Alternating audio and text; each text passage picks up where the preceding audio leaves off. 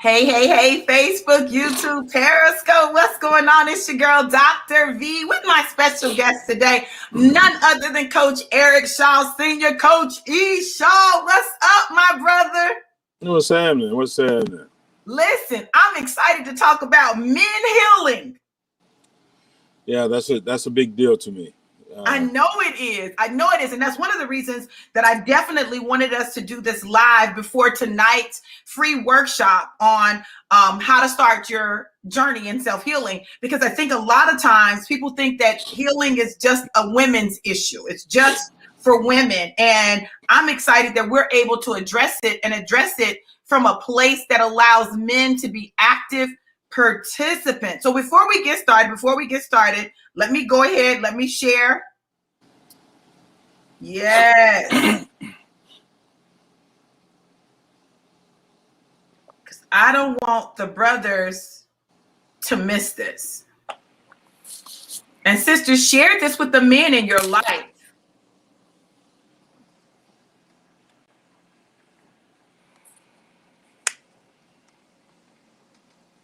Yeah, so StreamYard was acting crazy and wouldn't let me share to some places that I normally share. But see, I already know that when that happens, there's a reason that that's happening, and it's designed to delay, to stop. But there is no stopping. There is no stopping what is happening. So I'm excited to be a part of this massive move. I believe it is a massive movement. Hey, Marquinta, how are you, beautiful? Good to see you. We got Tennessee in the house. It's going to be interesting to see where we have people tuning in from. Y'all come on in. Tag a friend in the comments. Share it with a friend. Make sure you share. And once you share, put shared in the comments so that I'll know that you shared. Let's make it happen. Let's get people in here active and involved. I love it. I'm sharing with some men folks in my life so that they can hop on and check this out. All right. Hey, what's up, Whitfield? Whitfield said, "What's up, Dr. Shaw?" He's already declaring that doctorate for you. I appreciate Jackie, that. how are you? Yes, Marquinta. Thank you, Summerlin, so much for sharing. Hey, Artesia, good to see you. Now listen, I'm a firm believer that nothing happens by accident or happenstance. And I know also that what we're doing is designed to really impact the lives of people, period, but particularly people of color, people of African descent. One of the things that amazes me is, and I've been telling people, listen, women focus on healing a lot. We focus on that emotional stuff a lot.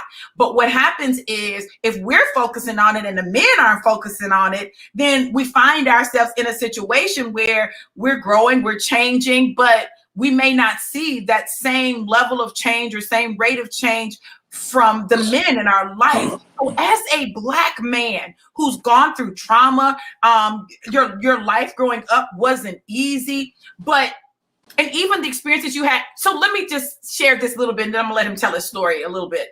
But one of the reasons that we partnered to do this, and one of the reasons I have so much respect for him is this is a man who really could have gone bitter very easily. When you are prepped and prepared to play football on that next level, and he did just that. And then he had a major injury that took him out of the league. And for a lot of NFL players, that results in depression. It results in a lot of bitterness.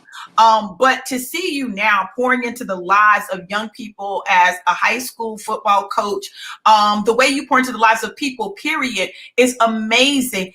Talk to us a little bit tell people a little bit about yourself and how you find yourself to be where you are right now. Well, like you talked about, life wasn't easy. Not growing up without not growing up with my father nor my mother. My mother was in and out of prison all of my young life. My grandmother took me and my brother in and raised us the best way she knew how. There was a lot of things that had to be learned on the run. Not having a father in the home. I started playing sports when I was about 14 years old. So those coaches became that father figure for me. And I thank God for them every day, because without them, life could be and would be probably a lot different than what it is now. Wow. My goal now is just to, share information, share stories, share feelings, share thoughts, to help those that stand in need of help. Right. I don't have the magic potion. I don't have a magic wand. I think healing is about sharing. Right. We cannot really heal unless we have a platform to share on, but where people have the ability to, share and not be judged at the same time. Right. And being able to talk to folks that have been or in or coming out of the storm. So that's the goal for me.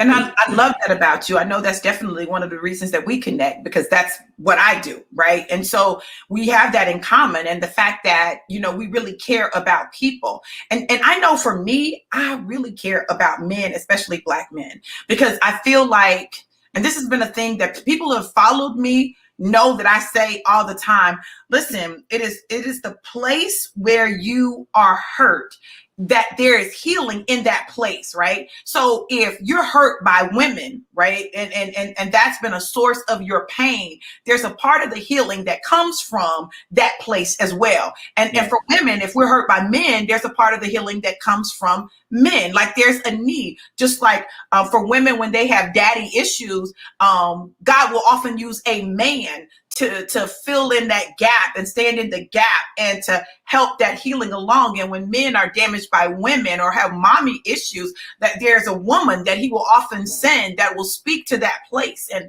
provide that safe place that maybe they didn't have. And, we've talked about a lot that we tend to marry our parent, right? Women tend to marry their father, look for their father, and men tend to look for their mother, and we try to resolve those issues in those places. So when it comes to dealing with men, and I know you deal with a lot of men, young men, older men, men in leadership. I know one of the things that you do is you coach leaders. That's a big part of what you do, is coaching leaders on the other side, other coaches, professional men. I know that's something that you do, and you do very well. What is it that you find tends to be the most common issue that men face that they have to overcome in order to get to healing? Their belief that, dealing and embracing your emotions is not a man's way. We're kind of looked at as Superman. We kind of looked at, we're not supposed to have emotions. We're not supposed to cry. We're not supposed to do all these things, these beliefs that we've kind of been ingrained with. And we kind of shut down the most important part of a man. And that is his emotions. But understanding what our emotions really mean. Our emotions are just like indicators. Like when you're in your car and it's time for an oil change, the light comes on. That's what emotions are. They're there for a reason. God gave them to us just for that. They're just indicators. And then we have to go do a tune-up. And and a lot of times, healing is about going backwards, but really healing is about going forward. Right. It's not about trying to undo something. It is about embracing, accepting, forgiving, and moving, and not moving forward. Our past and our experiences are supposed to be things that teach us their foundation to moving forward. The more experience you have, the higher your foundation should get. Right. But a lot of times emotionally we're still there with those experiences, and those feelings cause us to duplicate the things that we don't want. Wow. So listen, as a man who has gone through things and you've had to overcome things and you've encountered things, let's talk for a minute about relationships. Okay, can we talk about relationships for a minute? Because this is a place where we as men and women often find ourselves struggling because we tend to damage each other.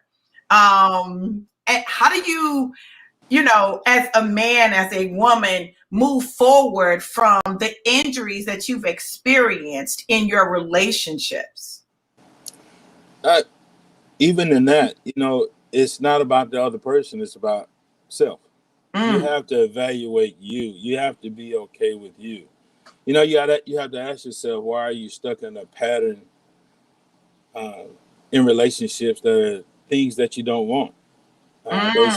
You continue to have the same experience, but the faces are different. Come on now, you telling my story. Tell my story. So it comes down to this, that's really a reflection on self. You have to evaluate what you're thinking, what you're vibrating out, what you're giving off that attracts these scenarios that you don't want. And I think a lot of that has to do with how you feel about yourself. I tell these kids all the time, and every kid that I have coached, I call my son. So I have a lot of children. I always tell them, when they have a shortcoming or they make a mistake, and I asked them the question, what happened? Oh, I'm hanging around the wrong crowd. Well, hanging around the wrong crowd is not the issue. Right. Because that crowd that you hang around with is really a reflection of how you feel about yourself. So in order to move forward, you really have to know who you are and be in tune with that guiding system that you have, which is your emotions. How you feel about yourself indicates your relationships you're in. Now that's good. And I know that to be fact. Having been married 5 times and currently going through a divorce. Like seriously, like when I look at my relationships, I see commonalities across those relationships.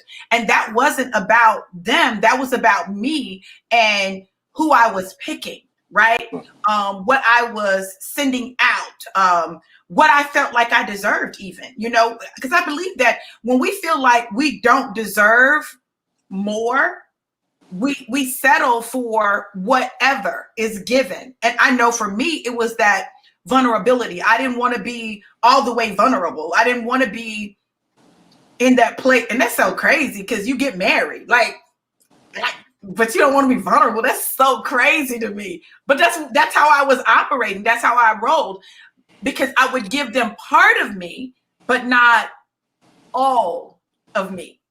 So if you're in a relationship with someone that may love you more or, may be more in than you are, even though you're in,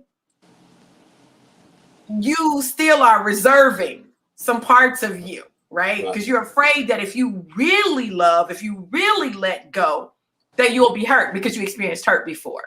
And the question that needs to be asked, why are you in reserve? Why are you in survival? Why commit to someone, which really in turns you're committing to yourself? Why are you in survival mode and only giving a piece of yourself? You have to ask yourself that question because it has nothing to do with the other person. It is an all internal thing that, we're so quick to point the finger at other situations, other people, and blame that instead of taking accountability and responsibility. So in order for you to heal, you have to be accountable for that. You can't use the environment to be that source to heal self. Healing, is a process that we do within.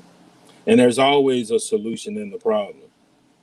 There's always. You better say that again. There's what? There's always the solution in the problem. You can't have a problem without the solution. And it lies right there. We spend so much time on the problems and we forget about the solution is sitting right next to you. Wow, that's good. That's deep. That's deep. Now, listen, if you guys haven't registered for our free How to Start Your Journey in Self-Healing course tonight at 7 p.m. Eastern Standard Time, you need to make sure that you register. Don't go through this conversation and not register for this, especially our men, because one of the things that we really wanted to do with this is provide a space where men and women can heal together. where men and women can heal together. Because the truth of the matter is that we go into relationships, both of us in need of healing, but if only one person starts the process, then you got one person going one way and another person going another way. And then we find ourselves trying to figure out why we are at an impasse or we're not connecting. And it's because we don't do it together. And I think that's unfortunate that we don't do it together, but we don't do it together. Why don't we do it together, E? Why don't we engage in healing together? Guilt, embarrassment, lack of self-worth. The fear of being judged. Right. The fear, that feeling of being inadequate. All those tricks of the devil that he uses to continue to keep us in bondage. And we get to a point where we start walking around like that's normal, and that's not how we're supposed to live life. We're supposed to live life and enjoying one another. Healing has to be, it's something that you don't, it's a process that you do within, but you don't do by yourself. That's good. That's not the way it's supposed to be set up. Right. We're here for one another, and no matter what's going on, if you continue to isolate yourself, you're gonna continue to be by yourself. That means being in a room full of people and be so disconnected from the experience. Yes. We get so trapped in life sometimes where we forget just to enjoy the moment. Right. Marquenta says many people don't think anything is wrong with them. Right. They don't think anything's wrong. I'm fine. The problem is you. The problem is you. The problem is you. But you said something that's very important. And I want to definitely touch on that. And what you said was this. You said that it is an internal thing. So easily I could look at each of my marriages, each of my relationships and say, what was wrong with them? But what I know for a fact is I'm the common denominator in all of them. Right. And so I only can enter a relationship if I choose to enter. Nobody forced me to enter any of those relationships or marriages. I chose them. And so then I have to ask myself the question, why did I choose them? Now, in looking at those relationships, when we were in tough spots and, we were trying to figure out what we were going to do, the one thing I knew I had control over was me. Yeah. I didn't have control over them. I couldn't make them think something was wrong with something that they did or who they were or how they were showing up. And that was never my intention. It's always like, how can we figure this out? How can we work this out? But I had to deal with me. And I think that sometimes, particularly as Black women, we spend a lot of time talking about, and men too, but particularly women, we spend a lot of time talking about what's wrong with Black men. What's wrong with Black men? I agree with that. I agree with that. What's wrong? See, it's because y'all are dogs. It's because y'all can't commit. It's because y'all this. It's because y'all that.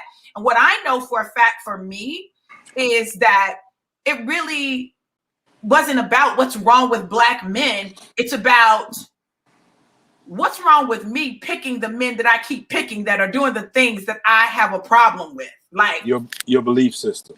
There you go. See? So instead of focusing on them, you have to focus on you. And sometimes that means that you have to remove you from that situation so you can get clarity, because sometimes you can't see clearly when you're in the middle of something. Right. It's like you're in a forest, but you can't see the trees for the forest. Right. So what is that like on the other side for men as it relates to us? Because I hear these men saying, well, the problem is Black women are too independent and they're too bossy and they're too this and they're too that. And that's why we don't pick y'all. Why we treat y'all like that. It goes back to this. Instead of cleaning your own house, we try to clean everybody else's.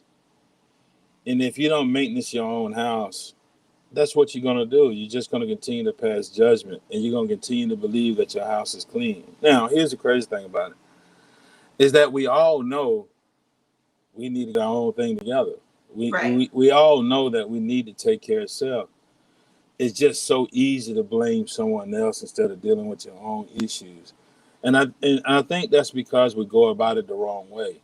Instead of trying to go back to something, evaluate it and grow from it and become better from it. Because what's done is done. You can't undo it. You know, when God sent things forth, he's already done them. No matter what you do, you can't undo it. Right. But we try to go backwards to undo something instead of embracing, learning, and then expecting and embracing what's to come. How can we learn from this? There's a lesson in everything. Right. And if we spend our time and focus and energy on learning the lesson instead of talking about what somebody did, you know, the healing process will come a lot quicker. Wow, that's good stuff. That's good stuff. So listen, I want to give you guys an opportunity to ask some questions. You know, I want to give you guys the opportunity to ask some questions. If you have some questions for us, I want to give you an opportunity to ask them. But I also want to encourage you to share this live, to share this information with people that you know need it. Put it on your page. Let people know that there is a place where Black men and Black women and men and women, period, can come together and start this journey in self-healing. Because listen, the whole notion of you're waiting for someone else to heal you, like, that's not realistic, you guys. That's not really how it happens. You have to take responsibility for your own personal healing. You have to do that. And tonight is the start of that with our How to Start Your Self-Healing Journey. Tonight at 7 p.m. Eastern Standard Time. It's going to be 2 hours. It's going to be real and it's going to be raw, right? Yes. And that also means taking responsibility, but understanding that, you know, when you're in a relationship and there's something that needs to be addressed within self, you have to be very, very sensitive that there's someone else on the other end of it. And that you don't continue to create that pain, that hurt. We can project that on others so easily. And yes, we have to deal with self. We have to take care of that. However, if you're in a situation where someone else is involved, you have to be sensitive to that. And, you know, we are here to help one another through the process. We're not the process, though. We're just supposed to be here to help. But a lot of times the significant other, whoever that is, becomes the process. And that's where things kind of fall apart and get sticky. So Jacqueline asked this question: why do you think it's so difficult for people to take a look at self? They're embarrassed, ashamed. You know, that is the hardest thing to do, to look at yourself and know that you have hurt someone. It's hard to do that because what we do, we're doing what we know, we're doing what we learned. Whether it's beliefs from our parents, grandparents, you know, whatever the environment feeds us, you know, that's what we continue to eat on for the rest of our lives, whether it's productive or detrimental to you. So, you know, just being honest with self. People don't want to be honest with themselves. Right. I think that's absolutely correct. Like, it's challenging to look in the mirror and see you. I remember I was going through a process, because, you know, God takes you through stages where he was revealing me to me, and I was not liking what I saw, and I was trying to figure out why people wanted to be my friend. Like, why would you even want to be my friend? Like, I was like, oh my God. And there was scripture that got me through that. And it's so funny because today that was the scripture on the daily Bible thing. And that scripture was, he who began a good work in you is faithful and just to bring it to completion until the coming of Christ Jesus. Because you will get overwhelmed if you're not careful as you're going through your healing process, seeing things about you that you don't like, that you know are not good and you know are not God, right? And so you've got to be gracious with yourself, right? You got to be able to be gracious with yourself in the process. You got to forgive yourself. You do. That's where forgiveness. You have to forgive yourself. We are all sinners. There is no person that has walked this earth except for Jesus that was perfect. We're all sinners. And understanding who you are puts you in a place to be able to receive yourself. And understand yourself. We so quick trying to understand other folks instead of understanding who we are. And dealing with pain, hurt, disappointment, guilt, whatever, dealing with bad choices. It's not to go undo the choice. It's just to understand. Understand what puts you in a mindset to make that choice, and understand where the source comes from in making that. Now, once you understand the source, you can move forward. You know, it's not about trying to go back and and hide behind something or undo a choice. Undo it. You have to evaluate it. You have to see it for what it is, and then you have to embrace it. Forgive yourself, and then get excited about living life, because that prison. There's nothing more like being in the prison in your mind with guilt and disappointment and shame and all those negative emotions. That is something that is very difficult to deal with. And in my young life, I done had some issues where I'd have been physically, but to walk around every day and be in prison in your own mind that's just a terrible place, terrible place to be, and a terrible way to live. So Artesia says this. She says, I'm a daddy's girl, but I had hurt. I felt responsible for things I can and cannot control. How do you show empathy without apathy when a person denies the truth? Well, denying the truth, that's their issue. That's not yours. Your freedom lies in the things that you have total control over, and that's you, your thoughts, your feelings, the whole 9 yards. And if you continue to practice that and understand that trying to get someone to give you forgiveness or to accept who you are, once you get past that part of it, you don't get stuck there. You have to be comfortable in yourself, and what you are and who you are and how you do things has to be good enough. Everybody's not going to accept you. They're not supposed to. That's not how it works. But you cannot continue to fight for, Lord have mercy, fight for someone's acceptance of you when you cleaned your own house. So what about this? So what do you do when, and I think this is what she was trying to get at, when someone denies that they have done something to damage you or injure you, or, when they deny the truth, right? As you see it, the truth as you see it, because there are always multiple perspectives, right? Right. Well,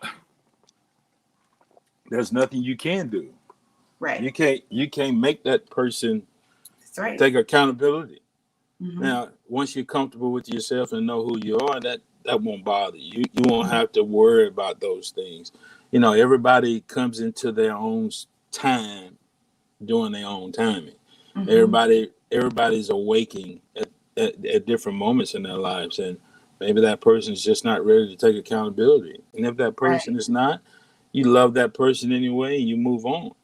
Yes, because it's in loving them anyway and moving on that you free yourself. So now you're not in bondage to whether or not they will acknowledge or admit what they did. Like, what happened, right? And if you know what happened and they're not ready to deal with it, then that's on them. That's on them. Absolutely. Also forgiveness. If you're asking for forgiveness and somebody's not willing to give it to you, you might want to ask yourself, who haven't you not forgiven yourself? Because a lot of times our relationships are mirrors. Not a lot of times, most times. Things that come back at you, it's a reflection of, maybe there's something that you need to address. Maybe there's someone you need to forgive. And if you're stuck on someone, if that energy is so heavy where you're really stuck on this person not taking accountability, maybe there's something that you need to evaluate yourself. Well, that was good. Okay. So Summerlin asked, what's a good process of forgiveness of self? How do you forgive yourself?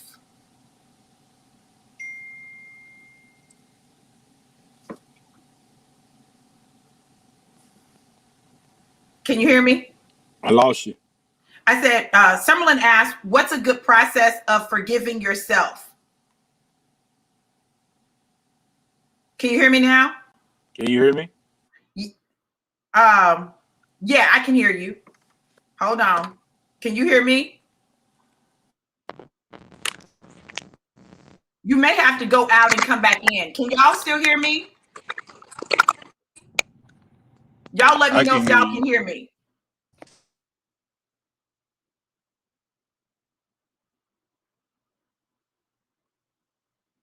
Y'all let me know if y'all can hear me. Okay.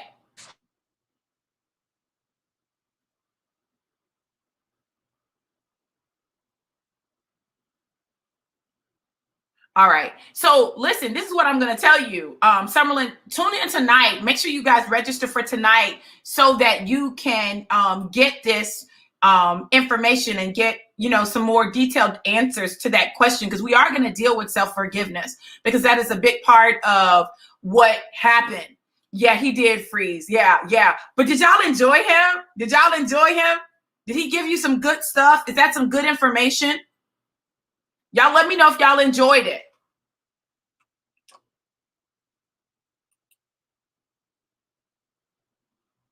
Y'all let me know who's gonna be here tonight. Who's gonna be here tonight at 7?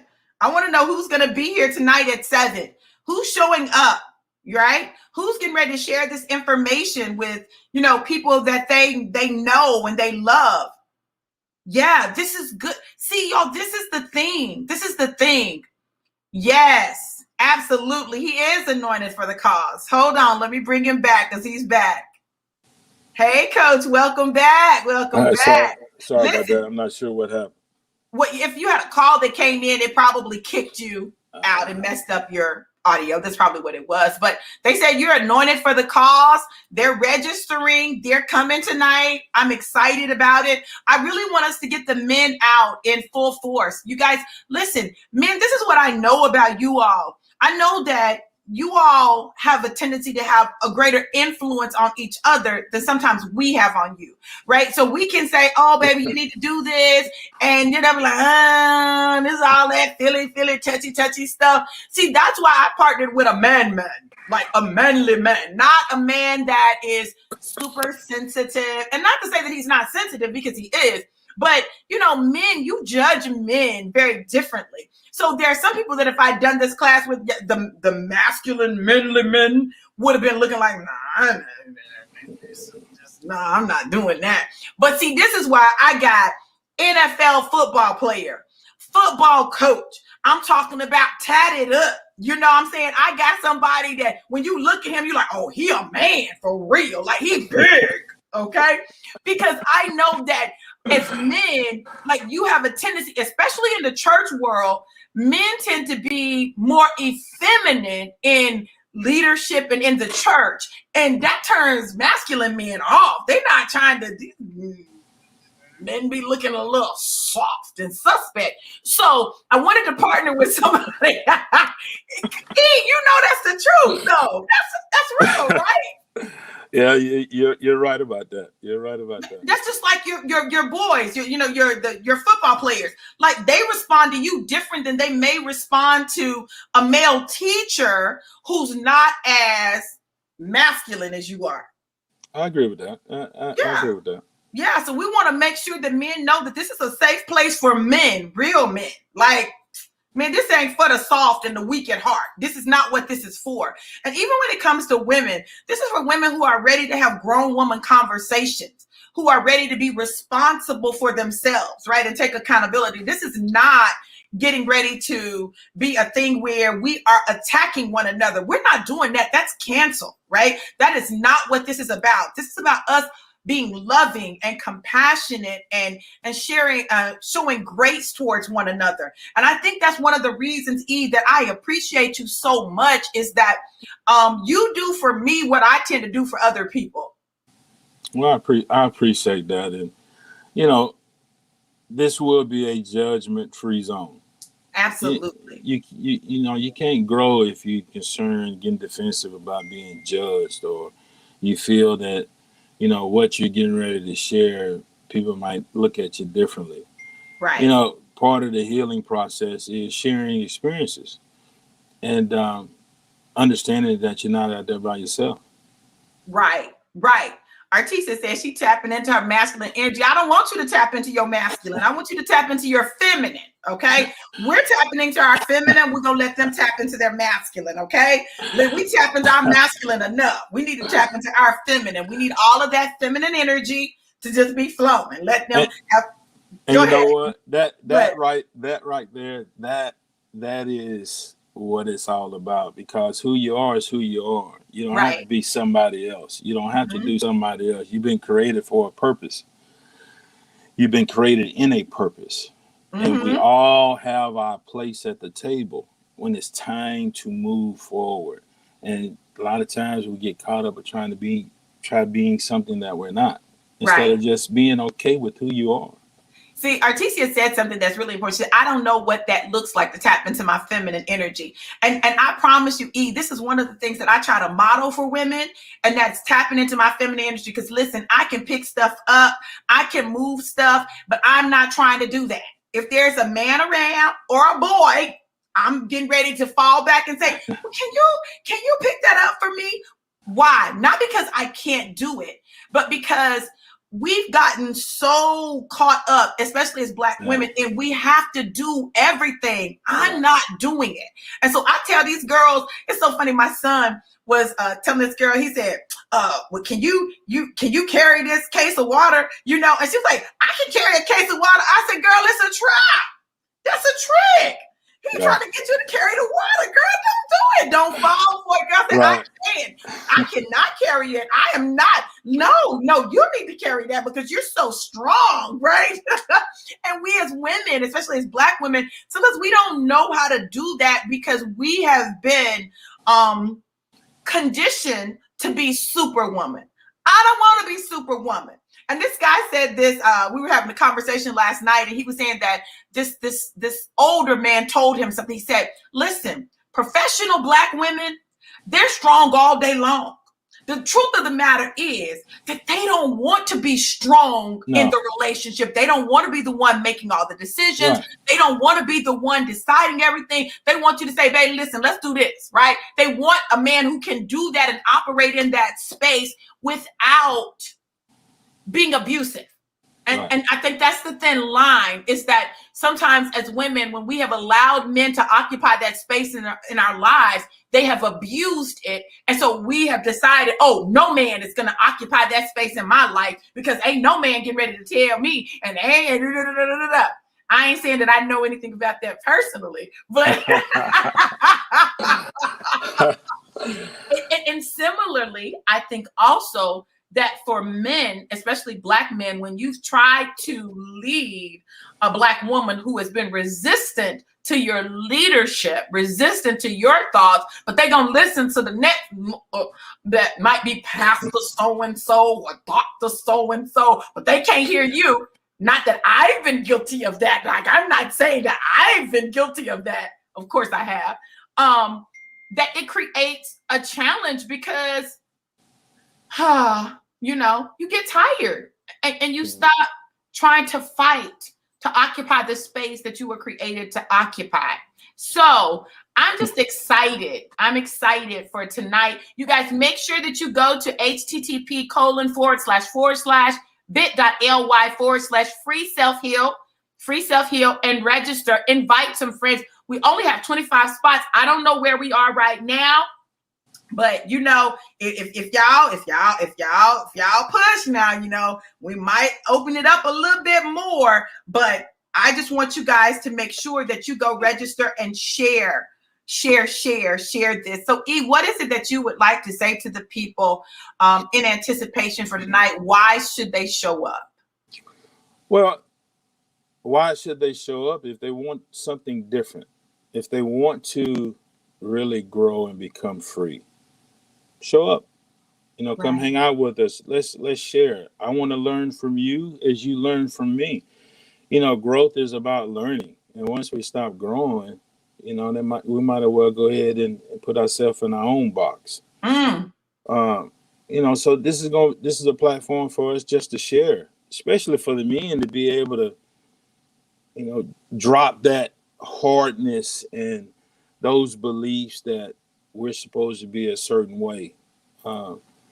This is going to be about everybody understanding who they are and being who they are, and not being trapped in a label, trapped up in a box of cultural beliefs that have been passed down for so many years. Right. Freedom is about loving yourself. Yes. Freedom is not about loving someone else, because you can't love someone else if you don't love yourself. Come on, E. That's good. You can't heal. You can't help someone heal if you're not willing to heal yourself. Yes. And that's not you taking ownership of saying that you heal yourself, but healing comes from a place of self-reflection. And you have to really think about your thoughts and what you're thinking, what you're vibrating out. So, I'm excited about it. And, those that come are supposed to be there. Those that don't show up yet, prayerfully at some point, they decide to make a decision and come and join us. It's going to be a great time, and I think it's going to be an opportunity for people to really have an understanding. Yeah. Confusion is because we just don't understand. Disconnect in relationships is because we really just don't understand. And we're not willing to just grow and learn someone else's perspective. Yes. We're so stuck on, I got to do it this way. This is how I've always done it. This is going to be this way. But then you have to ask yourself, the way you've been doing it, what's your results? Come on. What's the results? What's the fruit of that? So being able to be willing to grow. I tell my kids, and I tell these coaches when I have to hire coaches, I don't care what you know. It's really not about what I know. It's about your willingness to grow. If you're willing to grow, come on. And we're going to grow together, because I don't know it all either. And I don't claim to be. But I'm going to continue to strive to gain as much knowledge as I can to be able to take that knowledge and apply it to experiences. So if you're willing to grow, come on. It's not about what you don't know. You got to embrace that. A lot of people don't want to embrace, I just don't know. And then they fake it. Oh, I know, but really don't. And it's okay not to know. Absolutely. It's okay not to know. So if you're willing to grow, come on, join us. I love it. I love it. And I want to encourage you, if you're in a relationship or you're thinking about being in a relationship with someone, invite them too. Like, it's a space where you guys really can get to know each other, right? And grow together, and invite them in a loving way, not a way that suggests condemnation or something's wrong with them, but that it's a space for you to grow together, right? It's a space for you to come together. It's a space for you to begin to explore together. And so I want to definitely extend that invitation to you all. Remember, go to bit.ly/free self-heal. Get your ticket now, right? Get your ticket now, because I promise you, it's going to fill up, you guys. You see the value, you see the knowledge, and y'all see why I partnered with this man. Listen, I'm telling you, his knowledge, his wisdom is amazing. And his ability to help me process through some stuff, y'all already know I don't be listening to too many people. I be like, so he got to know something, okay? But beyond that, it is his ability to create a safe space for you not to know and for you to be vulnerable. And that's really important to me. And y'all know that's what I'm about. So you guys make sure that you go ahead and register. You don't want to miss it. Listen, I love you guys to life, and life more abundant. You guys have an amazing day. Be blessed. Mwah!